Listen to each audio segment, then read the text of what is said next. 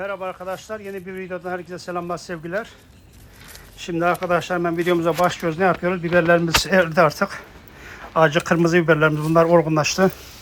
Havalara soğuyor. Bunları köklerinden kesiyorum arkadaşlar, üstünden hemen toprağın hizasından. Bunları kesip kurutmaya alacağız arkadaşlar.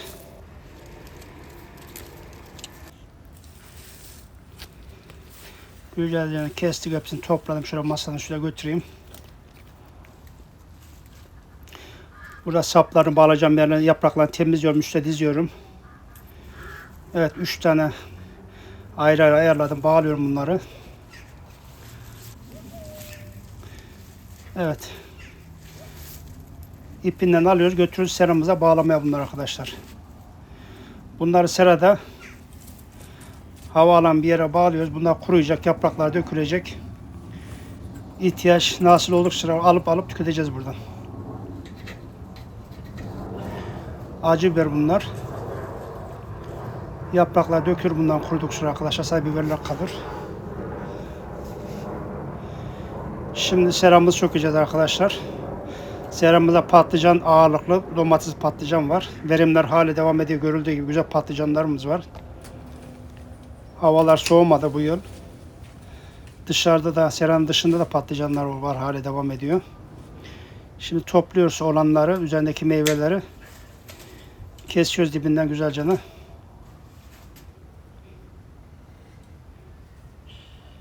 Sökümünü yapıyoruz. Buraya serayı dinlendirmemiz lazım. Havalanması lazım, güzel bir toprak. Erken dikim yapıyoruz. Mart ayında dikiyoruz arkadaşlar. Onun için toprağı da dinlendirmemiz gerekiyor. Yoksa bunları bıraksak hala verimler devam eder. Bakın görüldüğü gibi patlıcanlar üzerlerine güzel. Hala bir yandan da çiçek açıyor, verim devam ediyor ama dediğim gibi dinlememiz lazım seramız. Görüyor musunuz arkadaşlar? Çiçekler, meyve tutumlar küçük küçük tutmuş.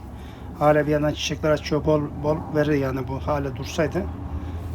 Ama dediğim gibi dinlenmesi lazım seramız. Yazın sıcaklardan bu kadar vermedi.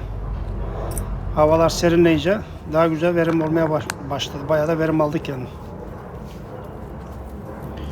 Çok aşırı sıcaklardan, nemlerden bu kadar verimli olmamıştı.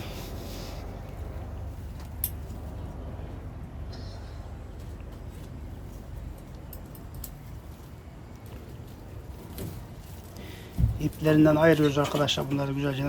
İpleri kullanıyoruz çünkü. Askıya alıyoruz ipleri. İpleri üste kaldırıyoruz, bunlar yine önümüzdeki yıl lazım olacak onlar. Yaklaşık 2 sepet doldurduk arkadaşlar sebzeleri.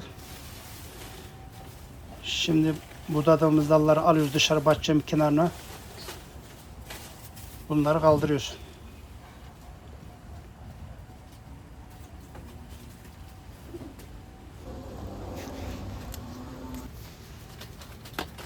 Damlamayı da söküyorum bağlantı yerlerinden. Şöyle kaldırıp duvarın dibine bunları hepsi yerleştiriyorum arkadaşlar. Tırmıkla da kabasını bir temizleyelim.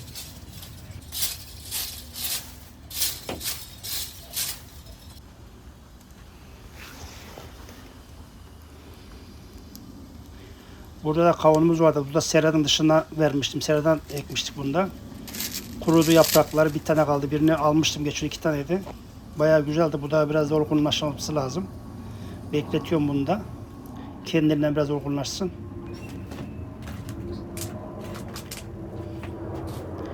Saksılar vardı. Onları da şöyle kenara çekiyoruz. Çayımıza bakalım diye emin aldıysa. Yavaştan çayımıza içelim. Evet. Yavaş yavaş demleniyor çaydan.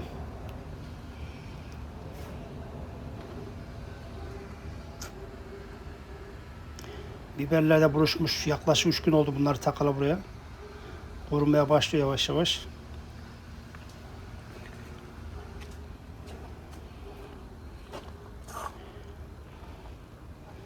Şu ortadaki kıvırcıkları da kenara alacağım arkadaşlar birazdan.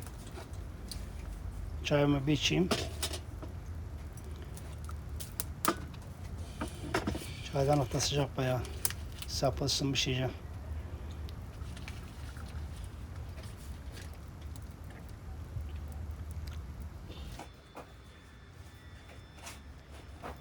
Köşeden başladık yavaşça bellemeye, bakalım. Biraz sert toprağı ama yavaş yavaş dinlenerek yapalım. Bir yandan çayımızı içelim, bir yandan biraz belleyelim derken toprak adamı yorar. Fazla kendimizi yormadan dinlenerek yapalım.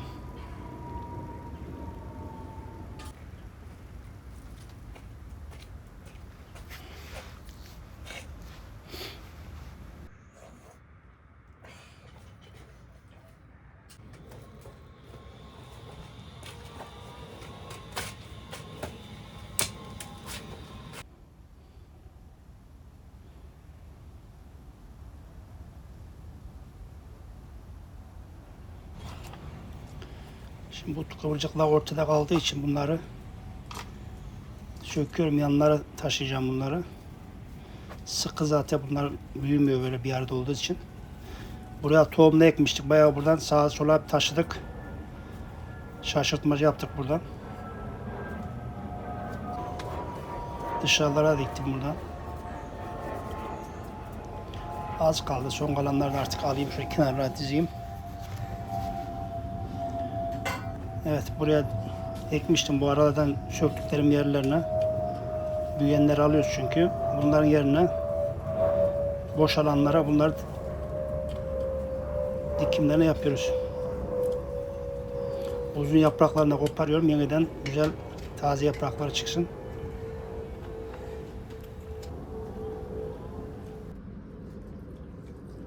Kış günü zaten fazla sulamaya gerek yok. Hafiften bir sulama yapıyorum.